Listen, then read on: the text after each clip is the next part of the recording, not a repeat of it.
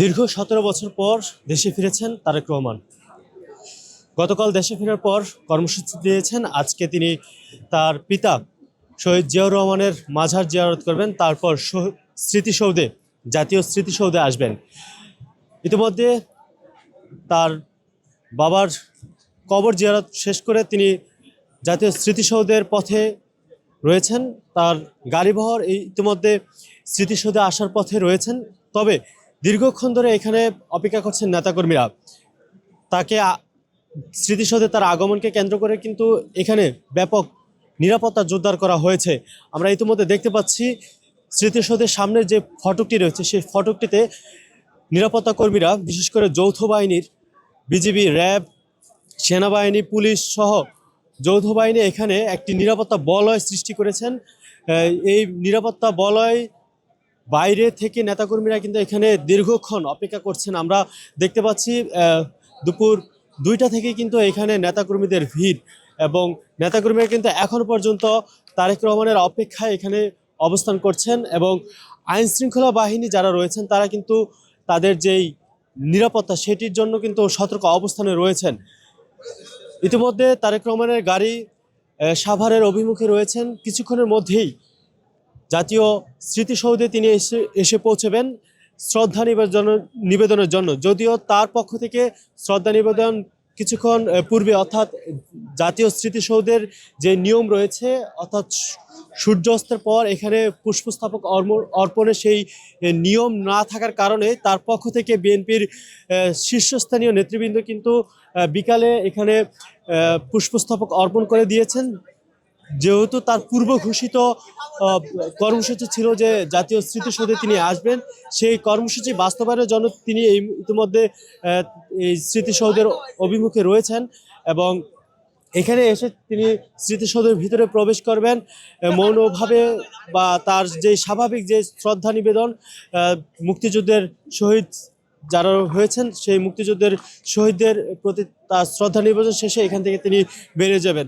তাকে সংবর্ধনা জানানোর জন্য বা তাকে শুভেচ্ছা জানানোর জন্য আমরা দেখতে পাচ্ছি ইতিমধ্যে এখানে লোকারণ্য হয়ে গিয়েছেন। বিএনপির নেতাকর্মী থেকে শুরু করে আপামর সাধারণ জনতাও কিন্তু এখানে রয়েছেন। এখানে যে চিত্রটি আমরা দেখতে পাচ্ছি, এখানের নেতাকর্মীদেরকে কিন্তু কিছুক্ষণ পরপরই কিন্তু আইন শৃঙ্খলা বাহিনী যারা রয়েছে তারা এখান থেকে সরিয়ে দিচ্ছেন। আইন শৃঙ্খলা বাহিনীর যে বলয়টি রয়েছে সেই বলয়টির ভিতরে কাউকে প্রবেশ করতে দিচ্ছেন না আইন শৃঙ্খলা বাহিনীরা। এবং এখানে দীর্ঘক্ষণ ধরে নেতাকর্মীরা এখানে অপেক্ষা করার কারণে তারা কিন্তু কিছুটা আশাহত হচ্ছেন যে কখন নাগাদ আসেন। এখনো পর্যন্ত তারা অধীর আগ্রহ নিয়ে অপেক্ষা করছেন।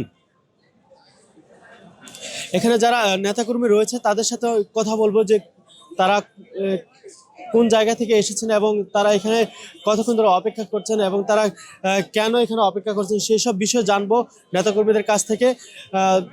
আমরা এখন পর্যন্ত যেমনটি দেখতে পাচ্ছি জাতীয় স্মৃতিসৌধের সামনের যে প্রবেশপত্র রয়েছে সেই প্রবেশপত্রতে কিন্তু হাজার হাজার নেতাকর্মী এখানে অবস্থান করছেন,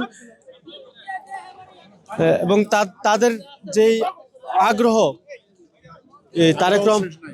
তারেক রহমানকে শুভেচ্ছা জানানোর জন্য, তাকে এখানে বরণ করে নেওয়ার জন্য সেই আগ্রহ আমরা ইতিমধ্যে দেখতেই পাচ্ছি। এই মুহূর্তে এখানে যে জনসমাগম, সেই জনসমাগম প্রমাণ করছে তারেক রহমানের যেই নেতাকর্মীদের যেই দীর্ঘ 17 বছরের অপেক্ষা ছিল, তারা তারেক রহমান দেশে ফিরবেন, তাকে সচক্ষে দেখবেন, সেই আগ্রহ কিন্তু আমরা দেখতে পাচ্ছি। আমরা একটু কথা বলবো এখানে যারা উপস্থিত নেতাকর্মী রয়েছে তাদের সাথে।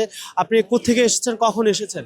আমি জুম্মার নামাজ পড়ে আসছি আমাদের নেতারে দেখার জন্য এবং তাকে শুভেচ্ছা দেওয়ার জন্য আসছি। কোথা থেকে এসেছেন? আসছি গাজীপুরা থেকে। এখন পর্যন্ত তারেক রহমান এখানে আসেনি, কি মনে হচ্ছে? অবশ্যই আসবে, আসবে, আনন্দিতই আমরা আছি। সে আসবে, আমরা তারে দেখবো। দেশ নায়ক, সে 17 বছর ধরে বাংলাদেশে ছিল না, কিন্তু আমরা দুঃখে দুঃখে মরছি, স্বৈরাচারের হাত থেকে বাঁচতে পারি নাই। এখন আমাদের দেশে আসছে, আমরা গর্বিত। সে আমাদের দেশ নায়ক, এই দেশটা তার হাতেই থাকবে, কারণ এই দেশটা দেউলি হয়ে গেছে। এখন সে আসছে, আমাদের দেশটা ফুলের মতো রাখবে সে, আমাদের এই আশা। এবং সে ভালোবাসবে এবং আমরাও তারে ভালোবাসি। তারে আমরা দেখার জন্য দীর্ঘ সময় অপেক্ষা করতে আছি, তারে দেখে আমরা চলে যাব। সে আসতে যদি আরো সময় লাগে তাও সমস্যা নাই, সে সারা রাতে আসুক, আমরা থাকবো এখানে, আমরা তারে দেখার জন্য আসছি।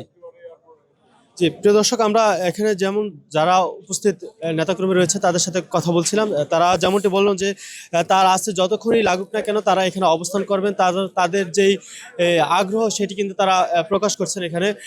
আপনি একটু জানতে চাই যে এখানে কখন এসেছেন, কতক্ষণ ধরে অবস্থান করছেন এখানে? বিকাল 4টা বাজে আসছি, নেতার জন্য অপেক্ষা করতেছি। আমাদের নেতা আসলে আমরা সবাই দেখে চলে যাব। জি, এখানে তো আসলে তাকে সরাসরি দেখার সুযোগ নেই, তারপরে কিনা এখানে এসেছে। আমরা নেতাকে ভালোবাসি বিদায় সবাই আমরা চাই আমাদের নেতা আমাদের দেশ গর্বে। আমার এটাতে আমার প্রত্যাশা জন্য আমরা এই জন্য আসছি, আমরা দেশকে একসাথে করার জন্য, নেতাকে দেখার জন্য। দর্শক, আমরা এতক্ষণ নেতাকর্মীদের সাথে কথা বলছিলাম, তাদের যে আগ্রহ, তাদের যে উচ্ছ্বাস সেটি আপনাদেরকে জানানোর চেষ্টা করছিলাম।